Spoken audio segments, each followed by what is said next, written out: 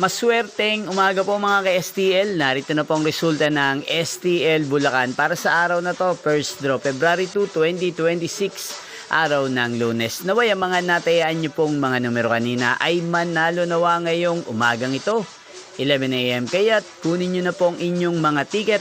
Narito na pong resulta. Ang mga numerong nanalo sa STL Bulacan ngayong umagang ito, February 2, 2026, 11 AM. First draw result, 5 at 36 in exact order. Again, 5 at 36. At ngayong umagang ito sa STL Bulacan, natin pong i-shoutout si Kuya Bobby ng Bulacan na nanonood po ngayon sa channel ito. Shoutout po sa inyo Kuya Bobby. Sana po ay nasa maayos kayong kalagayan.